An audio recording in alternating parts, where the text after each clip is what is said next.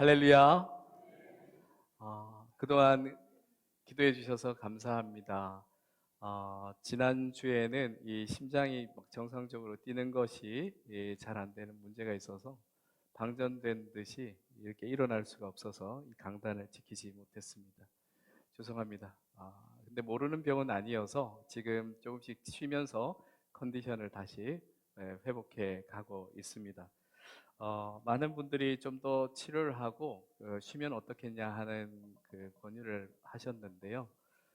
하지만 윈 목사로서 강단을 지키지 못한다는 것이 마냥 편한 것은 아니어서 오히려 마음에 더 큰 무거운 짐이 가슴에 올려지는 것 같고, 그리고 또 여러 가지 큰 부담과 고통이 더 심해서 이럴 바에야 조금 움직일 수 있을 때 쓰러져도 강단에서 쓰러지자 하는 각오로 이 자리에 섰습니다. 이미 뭐 여러 차례 말씀드린 것처럼 저는 죽었다 생각하고 위임 목사직을 받았습니다. 이미 이 생명은 하나님께 맡겼습니다. 죽이시든 살리시든 그저 하나님 뜻대로 하시면 됩니다. 그래서 앞으로도 저는 계속해서 목숨 걸고 목회할 예정입니다. 지난주 잠깐 쉬는 시간 동안 그동안 이제 한 서너 시간 이렇게 자면서 잠을 좀 못 잤던 탓인지 뭐 숲스럽게 잠자는 공주는 아니지만 이제 계속해서 쭉 한 3일 동안 계속해서 잠을 잤습니다. 깨면 일어나서 약을 먹고 뭐 죽 조금 먹은 다음에 또 기도하는 시간을 가졌는데요. 기도하면서 하나님께서 주신 말씀, 기도해야 할 내용들을 주셔서 그 말씀을 붙들고 기도하는 시간을 가졌습니다. 바로 오늘 이 말씀입니다. 오늘 이 말씀은 예수님께서 십자가를 지고 가시던 길에 하신 말씀입니다. 그 길을 따르며 예수님께서 고난당하시는 그 모습을 보며 슬피 우는 여인들을 향하여 하신 말씀이기는 하지만 거기에만 하신 말씀이 아니라 바로 오늘 이 말씀이 선포되고 있는 이 자리, 저와 우리 성도님들에게 예수님께서 또한 하시는 말씀이기도 합니다. 우리는 세상이 빠르게 변하며 죄악이 깊어지는 시대를 살아가고 있습니다. 이 시대를 살아가는 그리스도인인 우리가 그리스도인으로 참된 성도로 어떻게 살아가면 좋겠습니까? 우리는 오늘 이 예수님의 말씀을 귀 기울여 들어야겠습니다. 우리 자신과 자녀들을 위해 눈물로 기도하며 신앙의 길을 걸어가라 하십니다. 오늘 선포되는 말씀을 통해 우리의 현실을 잘 살펴보고 우리가 해야 할 영적 결단을 함께 했으면 합니다. 먼저 첫 번째, 주님의 부르심을 잘 들으시길 바랍니다. 예수님은 예루살렘의 딸들아 그들을 부르셨습니다. 이는 예수님의 고난당하심을 가슴 아파하며 따르던 그 여인들을 지칭하는 것이기도 하지만 그보다 더 큰 의미에서 당시의 예루살렘을 향한 가슴 아픈 부르심이기도 합니다. 거룩한 하나님의 도성이라는 이름은 있지만 정작 하나님의 뜻을 상실한 도시, 그 위에 세워진 예루살렘 성전과 그리고 그곳에서 자신의 뜻과 의에만 집착하고 있던 사람들, 그들을 부르신 부르심이기도 했습니다. 예수님께서 당시 바라보시며 눈물 지으셨던 예루살렘 성전은 3번에 거쳐서 이제 건설되고 또 증개축되는데요. 먼저 첫 번째는 솔로몬 성전이 있었고 그 솔로몬 성전은 남유다가 바벨론에 의해 망할 때 완전히 폐허가 되어버립니다. 그러다 포로에서 귀환해서 스룹바벨을 중심으로 다시 예루살렘 성전이 건축됩니다. 그것을 제2의 성전, 스룹바벨 성전이라고 하는데요. 예수님께서 바라보았던 그 예루살렘 성전은 그 스룹바벨 성전을 헤롯 왕이 유대인들의 마음을 사기 위해서 이 성전을 더 크게 확장하고 개축하고 보수하는 그러한 공사를 하고 있던 성전이었습니다. 꽤 공사 기간이 길었습니다. 약 80년 정도 걸렸는데요. 예수님께서 바라보던 그때는 약 46년 정도 되었을 시점입니다. 그 성전에서는 하나님의 뜻을 따라 살기를 결단하기보다는 자신의 뜻과 의를 이루기 위한 다툼들이 벌어지고 있었습니다. 당시 유대인들의 지도자였던 제사장들과 장로들, 그리고 바리새인들과 서기관들, 사두개인들이 자기의 뜻과 의를 이루기 위해서 수단과 방법을 가리지 않고 있었습니다. 그런데 그런 그들이 뜻을 하나로 모은 때가 있었습니다. 그것은 이 땅의 구원자이신 예수 그리스도를 죽이기로 한 때였습니다. 이유는 예수님께서 그들의 뜻을 이루는데 가장 큰 방해물이 되었기 때문입니다. 결국 그들은 예수님을 모함하였고 거짓 변론과 폭동까지 조장하면서 예수님을 십자가형으로 죽이는 데까지 몰아붙였습니다. 그랬을 때 예수님은 그런 예루살렘을 향하여 예루살렘의 딸들아 라고 가슴 아파하시며 부르신 것입니다. 당시 유대 사회가 하나님의 뜻에서 멀어지고 심판의 때가 가까웠기 때문입니다. 사랑하는 성도 여러분, 오늘날 우리가 살아가는 이 세상도 예수님의 때와 다르지 않습니다. 아니, 그보다 좀 더 심한 것 같습니다. 우리는 현재 빠르게 변하는 세상과 악해지는 세대를 살아가고 있습니다. 기술과 문명이 빠르게 발전하지만 도덕과 영성은 점점 더 쇠퇴하고 있습니다.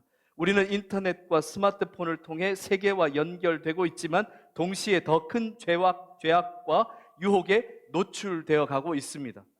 오늘날에는 절대적인 진리와 도덕 기준을 중요하게 생각하는 것이 아니라 이를 잃어가고 상실하고 있습니다. 사이버 공간에서 혐오와 폭력이 난무하다 이젠 삶으로까지, 실제 삶으로까지 표출되기도 합니다. 사랑하기에도 부족하고 아까운 그러한 사람들, 연인과 가족들에게 폭력을 행사하고 심지어 생명을 앗아가는 일들이 벌어지고 있습니다. 마약의 위험성에 우리 자녀들이 이미 노출되어 있습니다. 학생들을 대상으로 한 대량 마약 살포가 공공연한 장소에서 이루어졌던 적이 있습니다. 성경적 가치관 대신 세속적 기준이 자리를 잡아가고 있습니다. 이러한 세상에서 우리의 자녀들은 어디에서 참된 가치를 배울 수 있겠습니까? 인본주의 또는 인권이란 이름으로 동성애와 같이 인간의 욕망을 위해서라면 법을 바꿔서라도 인간의 욕망을 정당화시키려 합니다. 앞으로 또 어떤 욕망들을 더 합법화하려 할지 모르는 시대로 이미 들어섰습니다. 기존 질서를 유지하고 불안해하는 이 남북 관계를 포함한 국내외적인 혼란 상황에서 더 정신 차리고 국정에 임해야 할 정치 지도자들은 보기에는 나라가 어떻게 되든지 심지어 사회에서 큰 소요 사태가 일어나더라도 자신들의 뜻만을 관철시키기만 된다는 그러한 모습처럼 보이기도 합니다. 최근 신문에 누구보다 청렴하고 정직해야 할 정치 지도자들이 좀 거짓말을 해도 괜찮다고 하자, 좀 범죄에 연루되어도 큰 돈이 아니면 넘어가 주자 하는 법들을 제정하려 한다는 이야기를 보았습니다. 제 눈을 의심했습니다. 도대체 어떤 의원들이 이러한 법들을 만들고자 하는지 말입니다. 사회 기존 질서가 무너지고 너도 나도 자신의 욕망대로 하게 될 때 인간의 야만성은 더욱 표출될 것입니다. 현재 세계에서 일어나는 전쟁들을 통해 우리가 직접 목격하고 있지 않습니까? 그러한 속에서, 그러한 야만적인 그 상황 속에서 여성과 아이들과 같이 가장 연약한 사람들이 가장 먼저 큰 피해를 당하게 됩니다. 얼마 전 대입을 준비하는 우리 자녀들이 수능 시험을 치렀습니다. 이제 아마 각자 이제 잠시 후에는 성적을 받을 터이고 그 성적을 가지고 진로를 고민하면서 이제 선택해 나가는 과정들이 이제 또 남아 있을 겁니다. 위해서 또 기도해야 합니다. 우리나라에서는 대학 입시는 우리 자녀들이 넘어야 할 아주 가장 큰 산 중에 분명 하나입니다. 그런데 이 나라의 지도자 중에는 자신의 자녀를 위해서는 불법을 좀 저질러도 괜찮다 하는 이들, 이를 결코 부끄러워하지 않는 이들이 이 나라의 교육과 다음 세대를 위한 정책을 결정하는 지도자의 자리에 앉아 있기도 합니다. 그리고 이러한 상황들에 대해 이상한 것들을 지적하면 좌나 우나 치우쳤다고 치부해버리는 세상에 우리가 살아가고 있습니다. 가끔 제게 이런 질문을 하는 분들이 있습니다. 좌이냐 우이냐, 이런 쓸데없는 질문을 제게 하시는 분들이 있습니다. 그럴 때면 분명하게 이렇게 답합니다. 저는 오직 예수입니다 라고 말입니다. 노아 시대에도 사람들은 자신의 생각과 욕망대로 살며 죄를 죄로 여기지 못할 만큼 죄악이 가득했던 때가 있었습니다. 결국 하나님께서는 그 세대를 물로 심판하실 수밖에 없었습니다. 그런데 그 홍수 심판 속에서 살아남아서 새로운 인류의 조상이 된 사람이 있습니다. 노아였습니다. 노아는 하나님의 말씀에 순종하여 방주를 준비하였습니다. 그래서 노아는 자신의 가족을 살릴 수 있었습니다. 만일 노아의 결단과 순종이 없었다면 다음 세대는 존재할 수 없었습니다. 사랑하는 성도 여러분, 예수님께서 우리를 부르십니다. 예루살렘의 딸들아, 이 부르심을 듣고 하나님께 순종함으로 나아갑시다. 이 시대의 탕류에 함께 뒤섞여 침몰하지 말고 노아처럼 방주를 지어야 합니다. 우리 부모 세대는 노아처럼 믿음으로 결단하여 자신과 가정을 지키기 위해서 신앙의 방주를 지어야 합니다. 오직 기도와 말씀으로 우리 자녀들을 제대로 가르치지 않으면, 그리고 우리 스스로가 기도와 말씀으로 바로 서지 않으면 우리 역시 하나님의 뜻보다는 자기의 뜻을 세우려고 할 것이고, 죄를 죄로 여기지 못하고 죄를 먹고 마시며 살다가 함께 멸망할 수밖에 없습니다. 사랑하는 성도 여러분, 저와 여러분을 향한 주님의 부르심을 들으시고 이 기회를 놓치지 마시길 축복합니다. 그리고 두 번째는, 지금은 눈물로 기도하며 회개할 때입니다. 예수님은 여인들에게 나를 위하여 울지 말고 너희와 너희 자녀들을 위하여 울라고 하셨습니다. 예수님은 그들에게 예수님을 위한 동정의 눈물을 흘릴 때가 아니라고 하셨습니다. 그들의 죄와 다가올 심판을 깨닫고 눈물로 회개하고 기도할 때임을 강조하셨습니다. 실제로 AD 70년에 로마군 티투스 장군에 의해서 예루살렘은 함락되었고 예루살렘 성전은 파괴되었습니다. 예루살렘 성전이 파괴된 것은 예루살렘 성전을 화려하게 금장식으로 칠하고 만들었던 그 모든 것들을 녹여서 빼내기 위해서 벽돌 돌 하나하나까지 다 빼내어 갔습니다. 그래서 정말 예수님께서 말씀하신 것처럼 돌 위에 돌 하나도 남지 않고 다 무너지게 되었습니다. 이처럼 예수님께서 왜 십자가 고난을 당하고 계신지 그 이유를 모르고 울고 있던 여인들에게 예수님께서 자신과 자신의 자녀들을 위하여 울라 하신 것은 그들이 회개할 기회를 놓치지 않고 회개함으로 말미암아 구원을 얻기를, 회개하지 않는다면 결국 그 죄의 대가로 파괴와 고통이 임하게 될 것이기에 이를 경고하기 위하여 하신 말씀이었습니다. 예수님께서 울라 말씀하신 것은 단순한 감정적인 슬픔의 표현을 하라는 것이 아니라 회개와 기도를 통한 영적 변화의 시작하라는 것입니다. 위기와 종말의 순간이 다가올지라도 마지막 희망은 있습니다. 이 모든 역사의 주관자는 하나님이시기 때문에 참되게 회개하고 간절한 기도로 매달리게 될 때 심판의 역사조차 반전될 수 있습니다. 하나님의 심판이 니느웨에 이르게 되었습니다. 그래서 이 심판이 이르기 전에 회개할 것을 전하기 위해서 하나님은 요나 선지자를 보냈습니다. 그러나 요나는 그 일을 하기 싫었습니다. 그저 원수 같은 그 니느웨가 망해버리기를 바랬습니다. 그래서 니느웨로 가지 않고 다른 곳으로 가다가 물고기 뱃속에 들어가서 결국에는 니느웨까지 억지로 가게 되었습니다.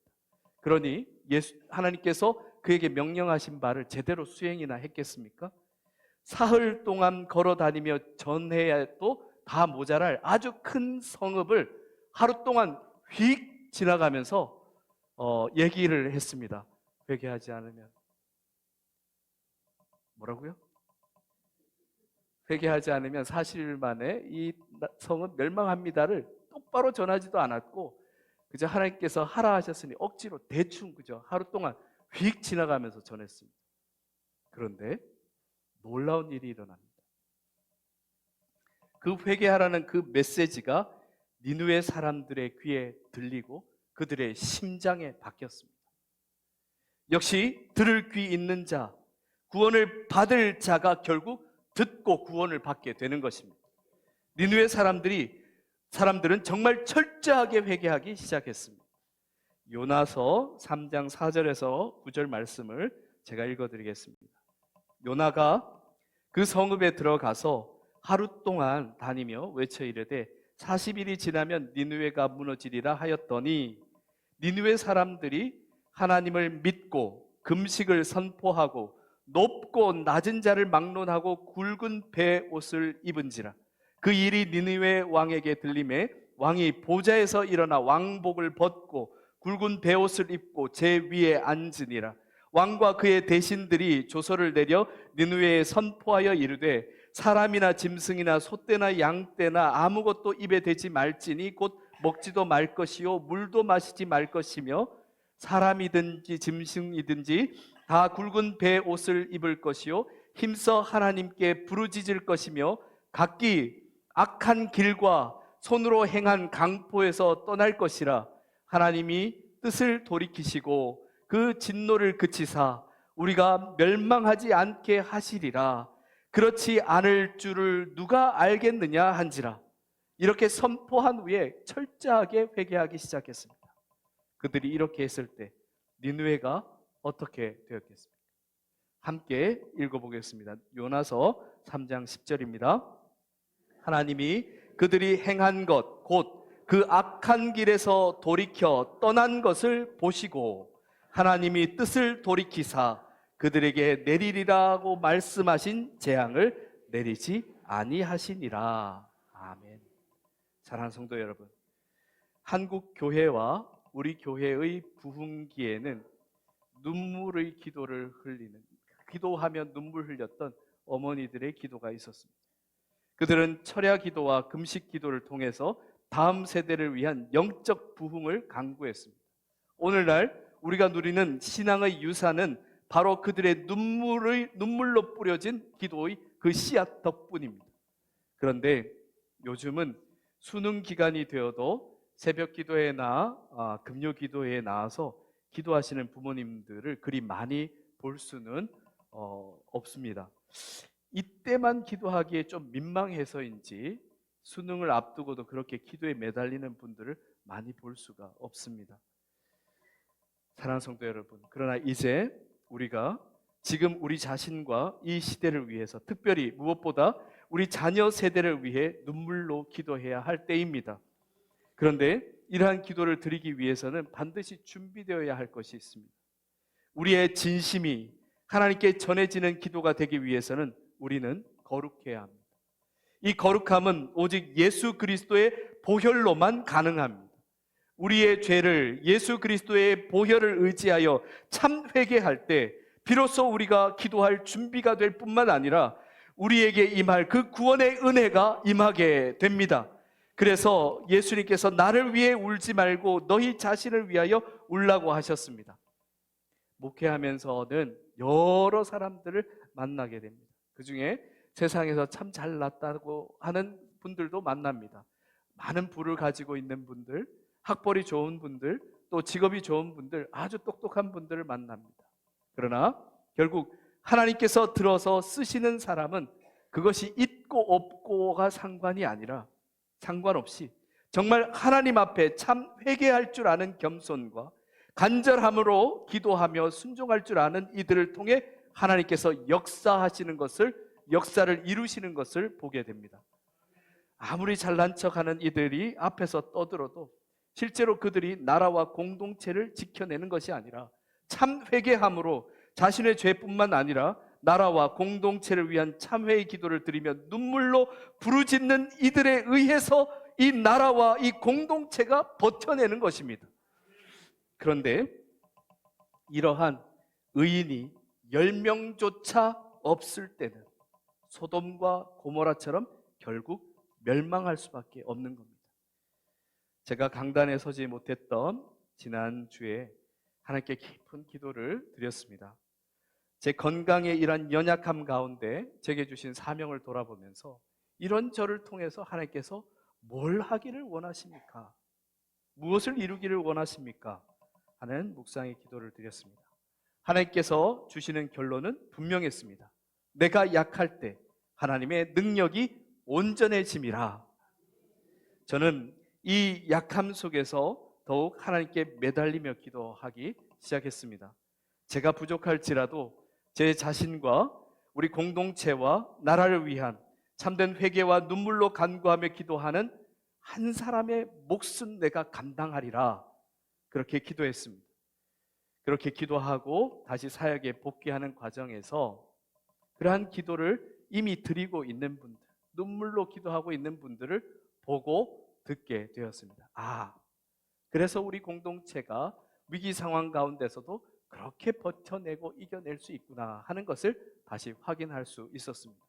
사랑하는 성도 여러분, 우리의 울음과 회개가 하나님의 손을 움직일 것입니다. 그리고 어두워가는 이 세대에 또다시 회복과 새로운 부흥을 허락하실 것이라 믿습니다. 그리고 셋째는 자녀들을 위한 신앙의 길을 열어주어야 할 때입니다. 예수님께서 특별히 너희 자녀를 위하여 울라 하셨습니다.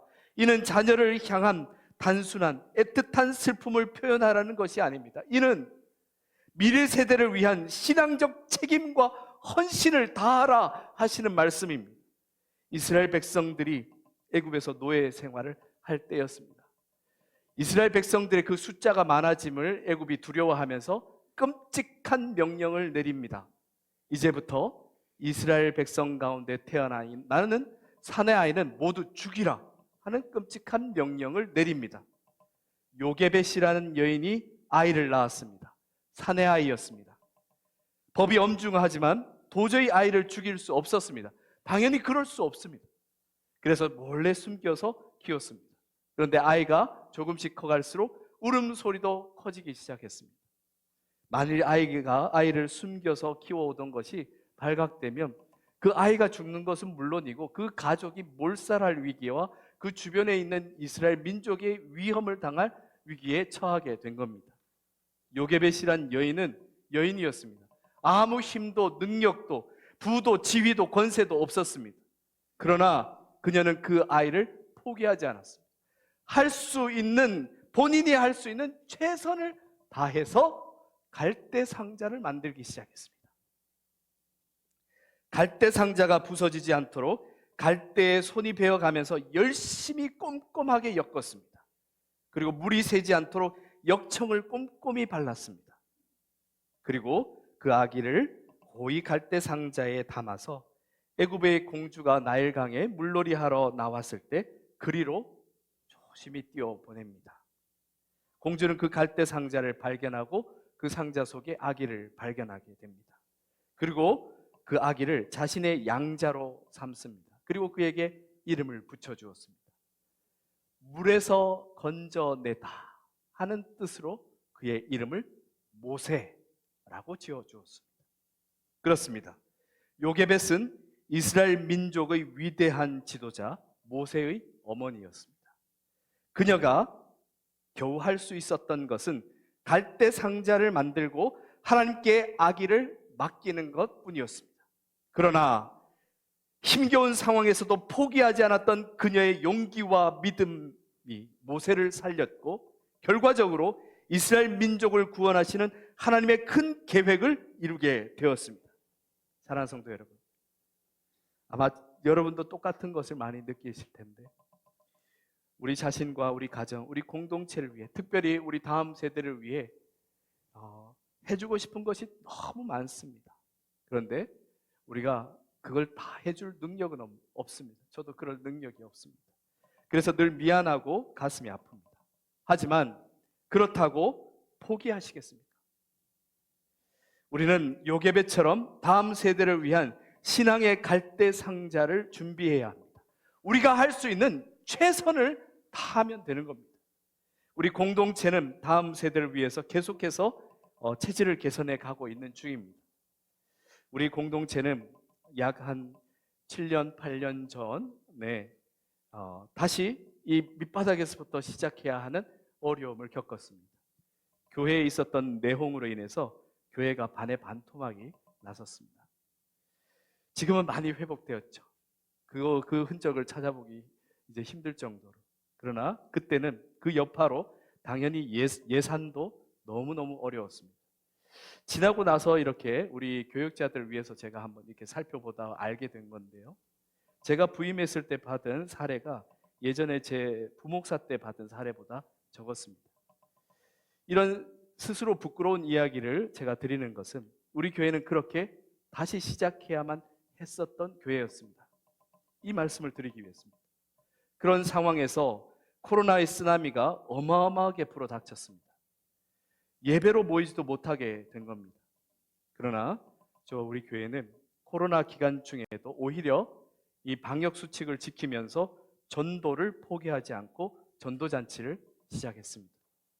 그리고 교회들마다 재정난 때문에 아기 학교, 오늘 영상에 보셨던 그 아기 학교를 다 없앨 때 우리 교회는 단 한 가정을 위해서라도 계속 운영해 왔습니다. 통합아동부를 그때 신설해서 아이들이 여름 성경학교 때만이 아니라 언제든 뛰어놀 수 있는 신앙적 환경을 만들어주기 위해서 지금도 계속해서 노력하고 있습니다. 영어 캠프를 운영하면서 다음 세대들이 글로벌한 리더로 성장했으면 하는 그러한 바람으로 기도하면서 그렇게 지금도 계속하고 있습니다. 그런데 현실은 아직도 여전히 힘겨운 터널을 지나가고 있는 중입니다. 여전히 예산은 모든 것을 다 감당하기에는 풍족하지 않습니다. 그렇다고 우리가 아무것도 하지 않고 그대로 있어야겠습니까? 저는 그저 교회가 생존하기 위해서 사명을 포기하는 일을 절대로 할 수 없습니다. 우리 교회가 가지고 있는 값진 자산들을 한번 살펴보고 최대한 활용해서 우리가 세상에 빛이 되어가는 그 역할을 감당해야 합니다. 우리 교회는 앞선 선조들 그리고 선배들이 예배 공간과 그리고 활동 공간들을 그 옛날 어려움 시절 속에서도 잘 마련해 주셨습니다. 그래서 이 공간들을 잘 활용해서 다음 세대와 지역사회를 지금도 섬기고 있고 계속해서 섬겨 나가려고 합니다. 이미 주차 공간은 주중에 개방하여서 지역에 방문하시는 분들 그리고 이 지역에 있는 우리 동에 있는 주민센터와 치안센터는 주차 공간이 없어서 거기에 출근하는 공무원들이 공간이 없어서 우리가 공간들을 내주고 제공하기도 합니다. 지역사회 행사가 있을 때는 교회 공간을 개방해서 어버이날 행사를 할 수 있도록 돕고 있습니다. 제가 오기 전부터 시작된 데이케어 센터를 통해서 이 지역 어르신들을 우리가 섬기고 있습니다. 원장님부터 모든 직원들이 굉장히 열심히 섬겨서 많은 칭찬을 받고 있습니다. 거기에는 매주마다 제 이 설교를 우리 어르신들에게 틀어주셔서 그분들은 이제 이미 아마 우리 목사님으로 여기고 있을 겁니다. 20분의 어르신을 모시는 20가정을 돕고 있고 그 가정에 가족들이 3명만 있다고 해도 60명을 우리가 돕고 있습니다. 그런데 우리 교회에 재정 한 푼 안 들이고 우리가 공간을 통해서 그렇게 이 지역 어르신들을 돕고 있습니다. 그리고 그동안 계속해서 기도해 왔었습니다. 우리 아가들이 이 지역에 있는 어린이들이 놀 수 있는 공간들을 만들어 주었으면 좋겠다. 계속해서 기도해 왔습니다. 그런데 이제 말씀드린 것처럼 이 열악한 형편 속에서 할 수 없었는데 이 지역사회에 모이는 목사님들 모임 속에서 놀라운 이야기를 제가 듣게 됩니다. 나라에서 이 어린이들을 위한 시설을 다 지어주고 또 그것을 운영할 수 있는 운영비를 다 준다는 겁니다. 에이, 뭐 그런 게 있을 수 있을까 해서 알아봤더니 진짜 그런 겁니다. 요즘 출산율이 저조해지면서 국가 정책으로 그러한 시설들을 이제 할 수 있는 공간을 심사해서 지어주고 운영할 수 있도록 돕는다는 겁니다. 이번에 그래서 영유아를 위한 놀이시설을 우리 교회에 유치하려고 노력하고 있습니다. 지난 정책당회에서 최종적으로 그것을 하기로 결정했습니다. 그리고 서울시 심사도 통과했습니다. 좀 더 확실한 비전을 함께 공유하기 위해서 최종적으로 재직회에서도 물을 예정입니다. 이 시설 역시 교회 재정을 전혀 들이지 않으면서 예측컨대 약 5억 정도 규모의 영유아 어린이 놀이시설을 우리 교회가 가지게 됩니다. 우리가 재정을 마련해서 이걸 아이들을 위해서 만들어 주려면 몇 년을 모아서 해도 가능할까 싶을 정도의 시설입니다. 주중에는 구와시에서 운영비를 다 지원해 주면서 운영을 합니다. 우리 교회 교인뿐만 아니라 이 지역에 있는 아가들 누구라도 와서 이용할 수 있습니다. 센터장에서부터 직원들 모두를 우리 교회가 직접 인사할 수 있습니다. 주일이면 교회가 온전히 사용할 수 있습니다. 한번 상상해 보십시오. 요즘 영유아 인원들이 많아지고 학부모들이 많아지고 있습니다. 현재 선교관 2층 영유아부실에서 예배를 드리고 3층에 그 공간들을 만들어 갈 건데, 부모님들과 아이들이 그리로 옮겨서 놀고 있는 모습들, 뛰어노는 모습들, 또 젊은 가정들이 함께 하고 있는 모습들을 상상만 해도 저는 가슴이 뜁니다. 물론 거기에 있던 이제 3층에 있던 기존의 이 공간들을 옮기는데 현재 우리 교회 재정으로 넉넉지 않은데 어떻게 하나 걱정하시는 분들이 있습니다. 그 걱정도 감사합니다. 하나, 사랑하는 성도 여러분, 이것은 우리의 의지의 문제입니다. 의지만 있다면 비어있는 공간들을 찾아내어서 비용을 크게 들이지 않고 옮겨갈 수 있습니다. 만약 정 공간을 찾다가 없다면 제 목양실이라도 내어드리겠습니다. 저는 우리 교회 공간이 주중에 텅텅 비어 있다가 주일에만 포화 상태로 서로 장소 때문에 어려움을 겪는 교회가 아니라 주중에도 이 지역사회 이웃들이 사용하는 공간으로, 특히 이 지역 아이들, 청소년, 청년들이 와서 놀고 쉬는 공간이었으면 합니다. 우리가 주로 주일만 사용하는 이 공간들을 그저 가지고 있다고 해서 황금알을 낳는 것도, 전도가 되는 것도, 부흥이 되는 것도 아닙니다. 저는 앞으로도 계속해서 교회가 이 지역사회와 깊은 관계를 맺도록 목회해 갈 것입니다. 사랑하는 성도 여러분, 그래야 교회가 삽니다. 고립된 교회는 수년 내에 현재 위기 속에서 사라져갈 겁니다. 주변 교회들을 한번 보십시오. 지나가면서 교회가 있다는 걸 아는데 이 교회가 예배를 드리는지 무엇을 하는지 들어가 보지 않으니 알 수가 없습니다. 그런 교회가 되어서는 점점 더 쇠퇴할 수밖에 없습니다. 저는 얼마 전 교수님들 사이에서 이런 충격적인 이야기를 들었습니다. 성도 여러분, 요즘 젊은이들이 교회가 어떤 시설로 느껴지는지 아십니까? 혐오 시설로 느끼기 시작했다는 겁니다. 이기적이고 편협하며 시끄럽고 주일이면 교통을 혼잡하게 한다는 겁니다. 대부분 오해지만 또 한편으로는 상당 부분 교회가 노력하지 못한 책임도 있습니다.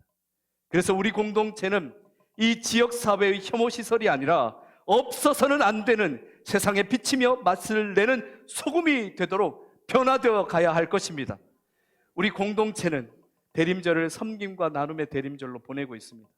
이 땅에 생명을 주시기 위해 오신 예수님을 생각하면서 아주 조금이나마 우리 주변을 돌아보는 마음, 그래서 섬김과 나눔을 하고자 노력하는 그 마음들을 가지고자 합니다. 우리 공동체와 우리 교회가 위치하고 있는 이 지역사회를 위한 섬김과 나눔입니다. 저는 믿습니다. 요게벳처럼 겨우 갈대 상자를 엮을 수밖에 없는 상황에서도 포기하지 않고 우리가 복음의 진수를 지키며 세상의 빛이 되어 생명구원의 사명을 감당하려 할 때 하나님의 나라가 이 땅 가운데 이루어지는 놀라운 역사가 이루어질 줄 믿습니다. 사랑하는 성도 여러분, 지금이야말로 눈물로 기도하며 실천할 때입니다.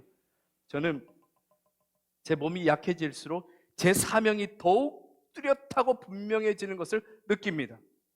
지금도 사실은 건강이 허락되지 않는 상황에서도 강단에 서는 이유는 자녀 세대를 위한 신앙의 길을 열어가야 할 사명이 제게 있고 이 기회를 놓쳐서는 안 되기 때문입니다.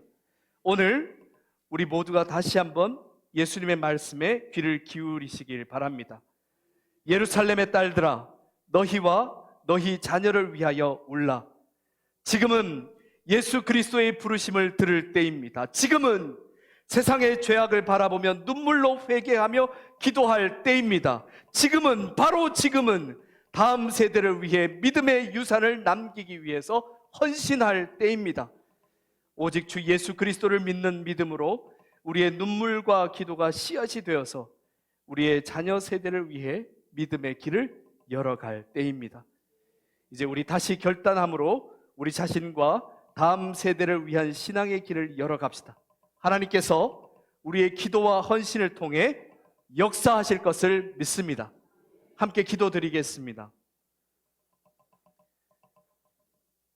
사랑이 많으신 아버지 하나님, 하나님의 그 생명을 우리에게 나누어 주셨습니다. 아니, 온전히 주셨습니다. 이제 우리는 그 놀라운 생명을 가지고 살아가는 복된 사람들입니다. 이제 이 생명을 나누어 주어야 할 책임이 우리에게도 있습니다. 자라나는 다음 세대를 위해 우리가 딛고 일어설 수 있는 디딤돌들을 잘 놓아갈 수 있는 우리의 신앙이 되게 하시고 그 신앙을 지켜나갈 수 있도록 주여 도와 주시옵소서. 우리 주 예수 그리스도의 이름으로 기도드립니다.